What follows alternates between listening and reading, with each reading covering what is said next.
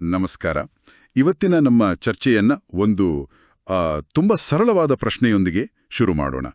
ನಿಜವಾದ ಅದೃಷ್ಟ ಅಂದ್ರೆ ಏನು? ಸೌಭಾಗ್ಯ ಅಂದ್ರೆ ಏನು? ಸಾಮಾನ್ಯವಾಗಿ ಲಾಟ್ರಿ ಗೆದ್ರೆ ಅಥವಾ ಒಂದು ದೊಡ್ಡ ಉದ್ಯೋಗ ಸಿಕ್ಕರೆ ಅದನ್ನ ಅದೃಷ್ಟ ಅಂತೀವಿ. ಹೌದು, ಅದೃಷ್ಟವಂತರು ಅಂತಾರೆ.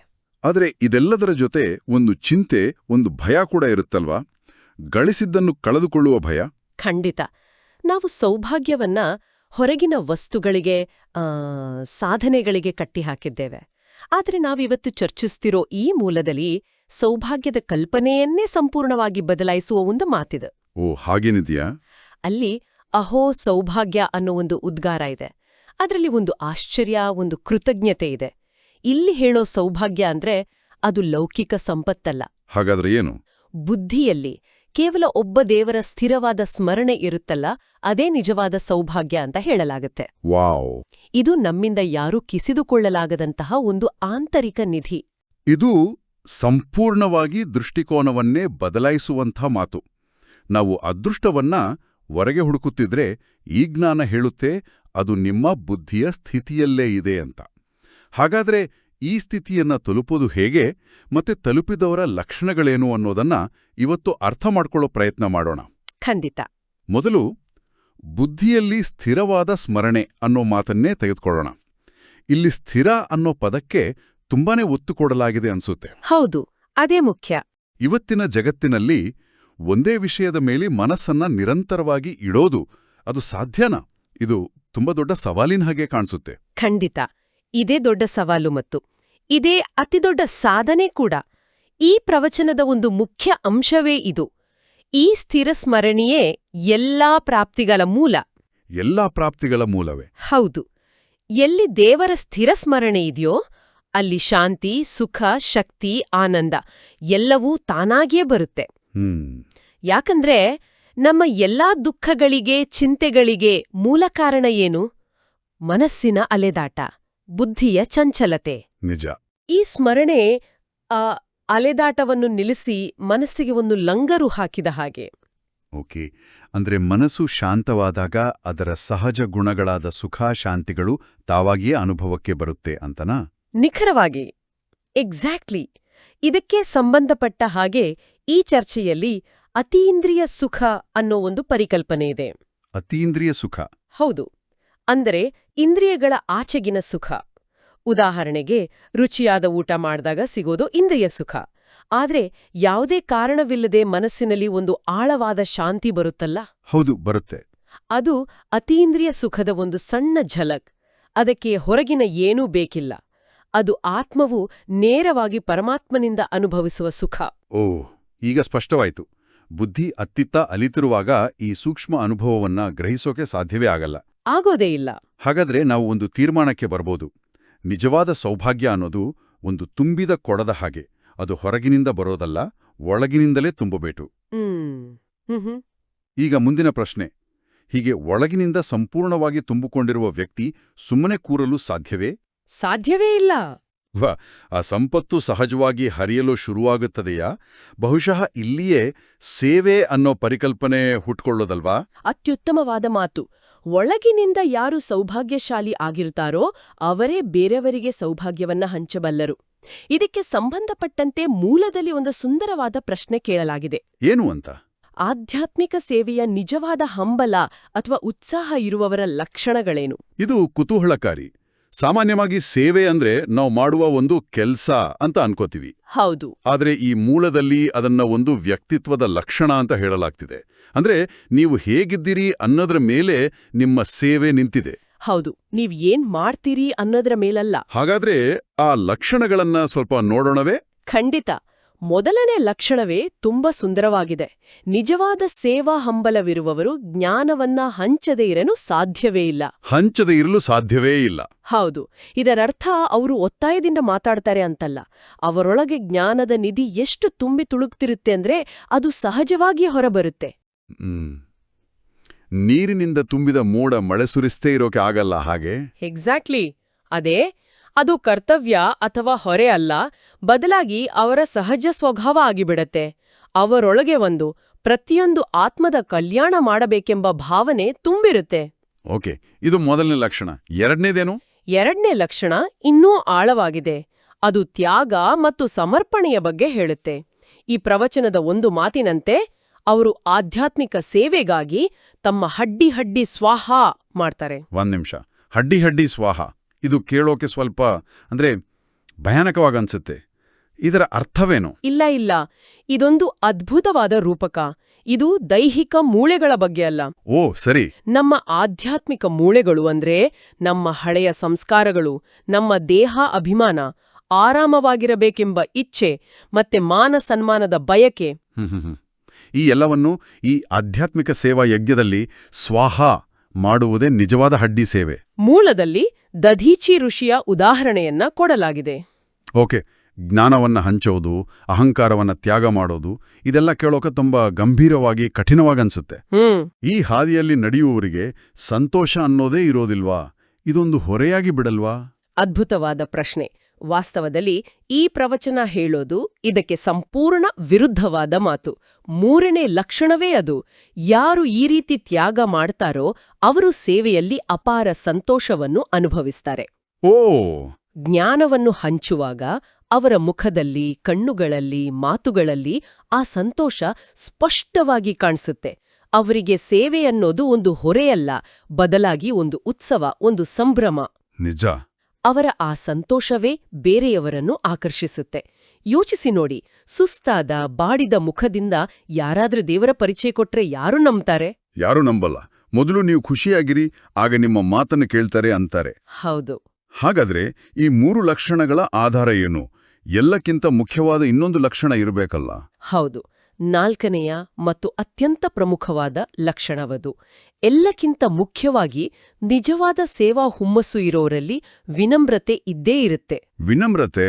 ನನಗೆಲ್ಲ ಗೊತ್ತು ಅಥವಾ ನಾನೇ ಅತ್ಯುತ್ತಮ ಸೇವೆ ಮಾಡೋದು ಅನ್ನೋ ಭಾವನೆ ಬಂತು ಅಂದ್ರೆ ಅಲ್ಲಿಗೆ ಸೇವೆ ಮುಗಿದು ಸ್ವಾರ್ಥ ಶುರುವಾಯ್ತು ಅಂತಾನೆ ಅರ್ಥ. ಇದು ಬಹಳ ಮುಖ್ಯವಾದ ಪಾಯಿಂಟ್.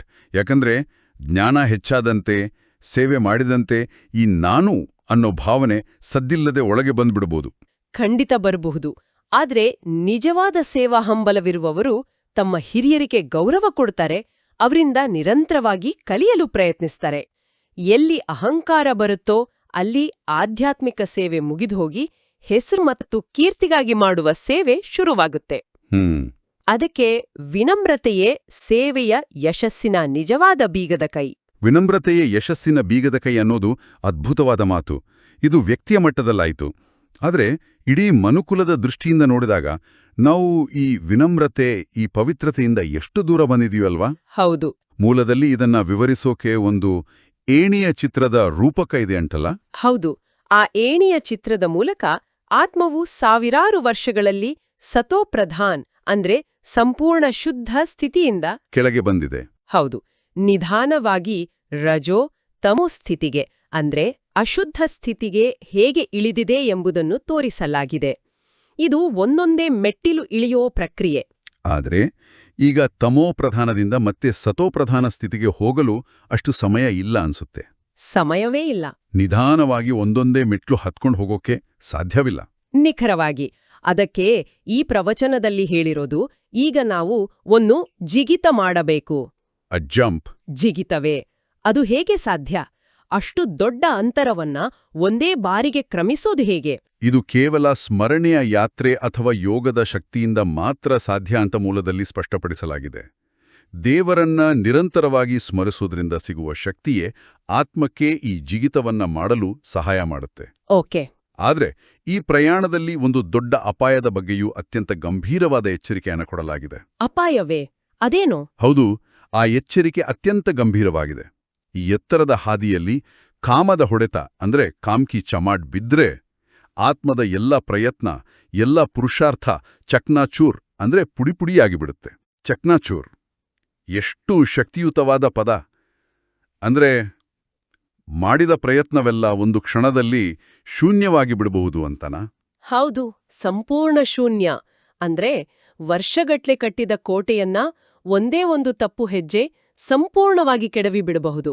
ಅಯ್ಯೋ, ಇದು ನಿಜಕ್ಕೂ ಎಚ್ಚರಿಕೆಯ ಮಾತು. ಎಷ್ಟೇ ಜ್ಞಾನ ಕೇಳಿರ್ಲಿ, ಎಷ್ಟೇ ಧಾರಣೆ ಮಾಡಿರ್ಲಿ, ಈ ಒಂದು ವಿಕಾರದ ಹೊಡೆತ ಎಲ್ಲವನ್ನೂ ನಾಶ ಮಾಡಬಲ್ಲದು.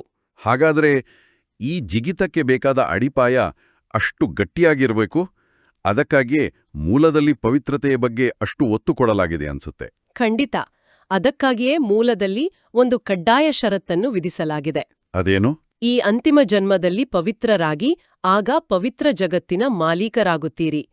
ಇದು ಒಂದು ಆಯ್ಕೆ ಅಲ್ಲ, ಬದಲಾಗಿ ಕಡ್ಡಾಯವಾದ ನಿಯಮ. ಈ ಎತ್ತರದ ಜಿಗಿತಕ್ಕೆ ಪವಿತ್ರತೆಯೇ ರೆಕ್ಕೆಗಳಿದ್ದಂತೆ. ಆ ಶಕ್ತಿ ಇಲ್ಲದೆ ಈ ಜಿಗಿತ ಅಸಾಧ್ಯ. ಇದುವರೆಗೂ ಚರ್ಚಿಸಿದ ವಿಷಯಗಳು ತುಂಬಾ ಆಳವಾಗಿವೆ, ಆದರೆ ಇದನ್ನೆಲ್ಲ ಕೇಳಿ ಸುಮ್ನಾಗೋದಲ್ಲ. ಇದೊಂದು ಅದ್ಭುತವಾದ ಜ್ಞಾನ. ಆದರೆ ಇದನ್ನ ನಮ್ಮ ದೈನಂದಿನ ಜೀವನದಲ್ಲಿ ಅಳವಡಿಸಿಕೊಳ್ಳೋದು ಹೇಗೆ? How do we make this practical? ಅದಕ್ಕೆ ಈ ಪ್ರವಚನದಲ್ಲಿ 2 ಬಹಳ ಸುಂದರವಾದ ಮತ್ತು ಪ್ರಾಯೋಗಿಕ ಸಲಹೆಗಳಿವೆ. ಓಕೆ. ಮೊದಲನೆಯದು ಆಧ್ಯಾತ್ಮಿಕ ಸೇವೆಗೆ ಸದಾ ಸಿದ್ಧರಾಗಿರೋದು. ಮೂಲದಲ್ಲಿ ಉಛಲ್ತಾ ರಹೇಗಾ ಅಂದ್ರೆ ಕುಣಿಯುತ್ತಾ ಇರ್ಬೇಕು ಅನ್ನೋ ಪದ ಬಳಸಿದ್ದಾರೆ. ಕುಣಿಯುತ್ತಾ ಇರಬೇಕು. ಹೌದು, ಅಂದರೆ ಜ್ಞಾನದ ನಿಧಿಯನ್ನ ದಾನ ಮಾಡಿ ಸಂತೋಷದಿಂದ ನೃತ್ಯ ಮಾಡೋದು. ಅಂದ್ರೆ ಸೇವೆ ಮಾಡುವಾಗ ಉತ್ಸಾಹ ಮತ್ತು ಶಕ್ತಿ ಇರಬೇಕು. ಇದನ್ನ ನಾವು ಅಭ್ಯಾಸ ಮಾಡೋದು ಹೇಗೆ? ಇದನ್ನ ಅಭ್ಯಾಸ ಮಾಡಲು ಪ್ರತಿದಿನ ಕನಿಷ್ಠ ಒಬ್ಬ ಆತ್ಮಕ್ಕಾದರೂ ಜ್ಞಾನದ ಒಂದು ಅಂಶವನ್ನಾದರೂ ಹಂಚ್ತೇನೆ ಅಂತ ಸಂಕಲ್ಪ ಮಾಡಬಹುದು. ಅದು ಫೋನ್ನಲ್ಲಿರಬಹುದು, ನೇರವಾಗಿ ಭೇಟಿಯಾದಾಗ ಇರಬಹುದು. ಸೇವೆಯನ್ನ ಒಂದು ಗುರಿ ಅಥವಾ ಹೊರೆ ಅಂತ ಭಾವಿಸದೆ ಖುಷಿಯ ಒಂದು ಅವಕಾಶ ಅಂತ ಭಾವಿಸಬೇಕು. ಮನಸ್ಥಿತಿಯನ್ನು ಬದಲಾಯಿಸುವುದು. ನಾನಿದನ್ನ ಮಾಡಬೇಕು ಎನ್ನುವುದರಿಂದ ನನಗಿದನ್ನ ಮಾಡಲು ಅವಕಾಶ ಸಿಕ್ಕಿದೆ ಎಂಬುದಕ್ಕೆ. ಎಕ್ಸಾಕ್ಟ್ಲಿ. ತುಂಬಾ ಚೆನ್ನಾಗಿದೆ. ಎರಡನೇ ಪ್ರಾಯೋಗಿಕ ಸಲಹೆ ಏನು? ಎರಡನೆಯದು ಜ್ಞಾನದ ಖಜಾನೆಯಿಂದ ನಮ್ಮ ಜೋಳಿಗೆಯನ್ನು ತುಂಬಿಕೊಳ್ಳುವುದು. ಪ್ರವಚನ ಕೇಳುವಾಗ ಟಿಪ್ಪಣಿಗಳನ್ನು ಮಾಡಿಕೊಳ್ಳುವುದು ಒಳ್ಳೆಯ ಅಭ್ಯಾಸ ಅಂತ ಹೇಳಲಾಗಿದೆ. ಆದ್ರೆ ನಿಜವಾದ ಕೆಲಸ ನಂತರ ಪ್ರಾರಂಭವಾಗುತ್ತೆ. ಓಹೋ, ಬರೆದುಕೊಂಡ ನಂತರ ಏನು ಮಾಡಬೇಕು? ಪುಸ್ತಕದಲ್ಲಿ ಬರೆದ್ರೆ ಅದಲ್ಲೇ ಉಳಿದುಬಿಡ್ತಲ್ಲ? ಹೌದು. ಅದಕ್ಕೆ ದಿನದಲ್ಲಿ ಯಾವಾಗ ಸಮಯ ಸಿಗುತ್ತದೋ ಆಗ ಆ ಬರೆದುಕೊಂಡ ಅಂಶಗಳ ಬಗ್ಗೆ ಚಿಂತನೆ ಅಂದ್ರೆ ಮನನ ಮಾಡಬೇಕು. ಮನನ. ಈ ವಿಷಯವನ್ನು ನಾನು ಇತರರಿಗೆ ಇನ್ನೂ ಸರಳವಾಗಿ ಹೇಗೆ ವಿವರಿಸಬಹುದು? ಇದಕ್ಕೆ ಯಾವ ಉದಾಹರಣೆ ಕೊಡಬಹುದು ಅಂತ ಯೋಚಿಸಬೇಕು. ಇದು ಬರೆದ ಜ್ಞಾನವನ್ನು ಕೇವಲ ಮಾಹಿತಿಯಾಗಿ ಉಳಿಸದೆ ನನ್ನದಾಗಿಸಿಕೊಳ್ಳುವ ಪ್ರಕ್ರಿಯೆ. ಅಂದ್ರೆ ನಿಜವಾದ ಕೆಲಸ ಪ್ರವಚನ ಕೇಳಿ ಮುಗಿದ ಮೇಲೆಯೇ ಶುರುವಾಗೋದು. ಆ ಜ್ಞಾನವನ್ನ ನಮ್ಮ ಅನುಭವವನ್ನಾಗಿ ಪರಿವರ್ತಿಸಿಕೊಳ್ಳೋದು. ಹೌದು. ಇಷ್ಟೆಲ್ಲ ಪ್ರಯತ್ನ, ಇಷ್ಟೆಲ್ಲ ಶಿಸ್ತು ಪಾಲಿಸಿದ ಮೇಲೆ ನಾವು ತಲುಪುವ ಅಂತಿಮ ಸ್ಥಿತಿ ಅಥವಾ ನಮಗೆ ಸಿಗುವ ಪ್ರತಿಫಲವಾದರೂ ಏನು? ಈ ಪ್ರಶ್ನೆಗೆ ಉತ್ತರವಾಗಿ ಮೂಲದಲ್ಲಿ ಒಂದು ಅದ್ಭುತವಾದ ವರದಾನವನ್ನು ನೀಡಲಾಗಿದೆ. ವರದಾನವೇ? ಹೌದು. ಸತ್ಯದ ಮಹತ್ವದ ಮೂಲಕ ಸದಾ ಸಂತೋಷದ ಉಯ್ಯಾಲೆಯಲ್ಲಿ ತೂಗಾಡುವ ಅಧಿಕಾರ ಸ್ವರೂಪರಾಗಿ. ಸಂತೋಷದ ಉಯ್ಯಾಳೆಯಲ್ಲಿ ತೂಗಾಡುವ ಅಧಿಕಾರ ಸ್ವರೂಪರು. ಕೇಳೋದಕ್ಕೆ ಎಷ್ಟು ಚೆನ್ನಾಗಿದೆ. ಇದರ ಆಳವಾದ ಅರ್ಥವೇನು? ಜಗತ್ತಿನಲ್ಲಿ ಅಧಿಕಾರ ಅನ್ನೋದು ಪದವಿ ಅಥವಾ ಹಣದಿಂದ ಬರುತ್ತೆ. ಆದ್ರೆ ಇಲ್ಲಿ ಸತ್ಯದ ಅಧಿಕಾರದ ಬಗ್ಗೆ ಮಾತಾಡ್ಲಾಗ್ತಿದೆ. ಯಾರು ಸತ್ಯದ ದಾರಿಯಲ್ಲಿ ಅಂದರೆ ದೇವರ ದಾರಿಯಲ್ಲಿ ನಡೆಯುತ್ತಾರೋ ಅವರನ್ನ ಸಂತೋಷವಾಗಿರೋದ್ರಿಂದ ಯಾರೂ ತಡೆಯೋ ಆಗಲ್ಲ. ವರದಾನದಲ್ಲಿ ಒಂದು ಸುಂದರ ರೂಪಕವಿದೆ. ಸತ್ಯದ ದೋಣಿ ಅಲುಗಾಡಬಹುದು, ಆದರೆ ಮುಳುಗುವುದಿಲ್ಲ. ಹೌದು. ಜೀವನದಲ್ಲಿ ಸವಾಲುಗಳು ಬಂದೇ ಬರುತ್ತವೆ. ಆಗ ನಾವು ಅಲುಗಾಡುತ್ತೇವೆ. ಖಂಡಿತ. ಸವಾಲುಗಳು ಬರುತ್ತವೆ. ಜನರು ನಮ್ಮತ್ತ ಬೆರಳು ಮಾಡಬಹುದು, ನಮ್ಮನ್ನು ಅಲುಗಾಡಿಸಲು ಪ್ರಯತ್ನಿಸಬಹುದು. ಆದರೆ ಮೂಲದಲ್ಲಿ ಇನ್ನೊಂದು ಅದ್ಭುತವಾದ ಮಾತು ಹೇಳಲಾಗಿದೆ. ಯಾರಾದರೂ ನಿಮ್ಮನ್ನು ಅಲುಗಾಡಿಸಲು ಪ್ರಯತ್ನಿಸಿದ್ರೆ ಅವರು ನಿಮ್ಮನ್ನು ತೊಂದರೆ ಕೊಡುತ್ತಿದ್ದಾರೆ ಎಂದು ಭಾವಿಸಬೇಡಿ. ಬದಲಿಗೆ ಅವರು ನಿಮ್ಮ ಸಂತೋಷದ ಉಯ್ಯಾಲೆಯನ್ನು ತೂಕುತ್ತಿದ್ದಾರೆ ಎಂದು ಭಾವಿಸಿ. ವಾಹ್, ವಾಟ್ ಅ ಪರ್ಸ್ಪೆಕ್ಟಿವ್ ಶಿಫ್ಟ್! ಅಂದ್ರೆ ಸಮಸ್ಯೆಯನ್ನೇ ಒಂದು ಆಟವಾಗಿ ಸ್ವೀಕರಿಸಿ ಮನಸ್ಸಿನಲ್ಲಿ ಅವರಿಗೆ ಧನ್ಯವಾದ ಹೇಳಿ, ನೀವು ತೂಗಿ ನಾವು ದೇವರ ಜೊತೆ ತೂಗಾಡುತ್ತೇವೆ ಅಂತ ಭಾವಿಸುವುದು. ಹೌದು. ಇದು ನಿರ್ಭಯತೆ ಮತ್ತು ನಿರಂತರ ಸಂತೋಷವನ್ನ ಕೊಡುತ್ತೆ. ಸತ್ಯಕ್ಕೆ ಯಾರ ಪ್ರಮಾಣಪತ್ರದ ಅಗತ್ಯವೂ ಇಲ್ಲ. ಅದು ಸ್ವಯಂ ಸಿದ್ಧ. ಹೌದು. ಈ ಸ್ಥಿತಿಯಲ್ಲಿ ಸ್ಥಿರವಾಗಿರಲು ಇಂದಿನ ಘೋಷವಾಕ್ಯ ಅಥವಾ ಸ್ಲೋಗನ್ ಸಹಾಯ ಮಾಡುತ್ತೆ. ಅದೇನು? ಸರ್ವಶಕ್ತಿಗಳ ಬೆಳಕು ಸದಾ ಜೊತೆಗಿದ್ದರೆ ಮಾಯೆ ಸಮೀಪ ಬರಲು ಸಾಧ್ಯವಿಲ್ಲ. ಇದು ನೇರವಾಗಿ ವರದಾನಕ್ಕೆ ಸಂಬಂಧಿಸಿದೆ ಅನ್ಸುತ್ತೆ. ಹೌದು. ನಾವು ಸತ್ಯದ ಅಧಿಕಾರದಲ್ಲಿ ಸ್ಥಿರರಾದಾಗ ಜ್ಞಾನ, ಪವಿತ್ರತೆ, ಸುಖ, ಶಾಂತಿ ಈ ಎಲ್ಲಾ ದೈವಿ ಗುಣಗಳು ಒಂದು ಕವಚದ ರೂಪದಲ್ಲಿ ನಮ್ಮ ಜೊತೆ ತಾವಾಗಿಯೇ ಬರ್ತವೆ. ಸತ್ಯವೇ ಬೆಳಕು. ಎಲ್ಲಿ ಜ್ಞಾನ ಮತ್ತು ಶಕ್ತಿಯ ಈ ಪ್ರಜ್ವಲಿಸುವ ಬೆಳಕು ಇದೆಯೋ ಅಲ್ಲಿ ಮಾಯೆಯ ಕತ್ತಲೆ ಬರಲು ಸಾಧ್ಯವೇ ಇಲ್ಲ. ಸೂರ್ಯನ ಮುಂದೆ ಕತ್ತಲೆ ನಿಲ್ಲಲಾಗದ ಹಾಗೆ. ಈ ಇಡೀ ಚರ್ಚೆಯ ಸಾರಾಂಶವನ್ನ ನಾವು ನೋಡಿದಾಗ ಇದು ಕೇವಲ ವೈಯಕ್ತಿಕ ಸಾಧನೆಯ ಬಗ್ಗೆ ಮಾತ್ರವಲ್ಲ, ಒಂದು ಗುಂಪಿನಲ್ಲಿ ಹೇಗಿರಬೇಕು ಎಂಬುದರ ಬಗ್ಗೆಯೂ ಹೇಳುತ್ತೆ. ಹೌದು, ವಿನಮ್ರತೆ, ಸೇವೆ, ಸತ್ಯ ಇದೆಲ್ಲವೂ ಏಕತೆಗೆ ಸಂಬಂಧಿಸಿದ್ದು. ಅದಕ್ಕೇನಾದ್ರೂ ಸಲಹೆ ಇದೆಯಾ? ಇದೆ. ಈ ಪ್ರವಚನದಲ್ಲಿ ಒಂದು ಸುಂದರ ಮತ್ತು ಪ್ರಾಯೋಗಿಕ ಯುಕ್ತಿಯನ್ನು ನೀಡಲಾಗಿದೆ. ಏಕತೆಗಾಗಿ ಮೊದಲು ಪರಸ್ಪರರ ಅಭಿಪ್ರಾಯಕ್ಕೆ ಗೌರವ ನೀಡಿ, ಹೌದು ಹೌದು ಎಂದು ಹೇಳಿ, ನಂತರ ನಿಮ್ಮ ಅಭಿಪ್ರಾಯವನ್ನು ಖಂಡಿತವಾಗಿ ವ್ಯಕ್ತಪಡಿಸಿ. ಓಕೆ. ನಂತರ ಎಲ್ಲರೂ ಒಟ್ಟಾಗಿ ತೆಗೆದುಕೊಂಡ ನಿರ್ಧಾರಕ್ಕೆ ಬದ್ಧರಾಗಿ. ಇದು ತುಂಬಾ ಆಳವಾದ ಮಾತು. ಯಾರಾದ್ರೂ ಏನಾದ್ರೂ ಹೇಳಿದಾಗ ನಾವು ಒಪ್ಪದಿರೆ ಸುಮ್ಮನಿದು ಬಿಡೋದಲ್ಲ, ಅಥವಾ ನೇರವಾಗಿ ವಿರೋಧ ಮಾಡುವುದಲ್ಲ. ಅಲ್ಲ. ಮೊದಲು ಅವರ ಮಾತನ್ನು ಗೌರವದಿಂದ ಕೇಳಿ, ಹೌದು ನಿಮ್ಮ ಮಾತು ಸರಿ ಎಂದು ಹೇಳಿ, ನಂತರ ವಿನಮ್ರವಾಗಿ ನಮ್ಮ ದೃಷ್ಟಿಕೋನವನ್ನು ಮಂಡಿಸಬೇಕು. ಹೌದು, ನನ್ನ ಅಭಿಪ್ರಾಯವೇ ಸರಿ ಎಂಬ ದೇಹ ಅಭಿಮಾನವನ್ನು ಬಿಡುವುದೇ ಏಕತೆಯ ಆಧಾರ. ಹಾಗಾದ್ರೆ ಕೇಳುಗರಿಗೆ ಒಂದು ಅಂತಿಮ ಚಿಂತನೆಯನ್ನು ಬಿಟ್ಟು ಹೋಗೋಣ. ಖಂಡಿತ. ನಮ್ಮ ದೈನಂದಿನ ಸಂವಾದಗಳಲ್ಲಿ, ಅದು ಮನೆಯಲ್ಲಾಗಿರ್ಲಿ, ಕೆಲಸದ ಸ್ಥಳದಲ್ಲಾಗಿರ್ಲಿ, ಮೊದಲು ಇತರರ ಮಾತನ್ನು ಅವರು ಏನು ಹೇಳುತ್ತಿದ್ದಾರೆಂದು ಅರ್ಥ ಮಾಡಿಕೊಳ್ಳಲು ಆಲಿಸಿ, ಅವರಿಗೆ ಗೌರವ ನೀಡಿ, ನಂತರ ನಮ್ಮ ದೃಷ್ಟಿಕೋನವನ್ನು ಮಂಡಿಸುವ ಈ ಸಣ್ಣ ಅಭ್ಯಾಸವನ್ನು ನಾವು ಅಳವಡಿಸಿಕೊಂಡರೆ ಏನಾಗಬಹುದು? ಹೇಗೆ ಪರಿವರ್ತಿಸಬಹುದು? ಇದರ ಬಗ್ಗೆ ಯೋಚಿಸೋಣ.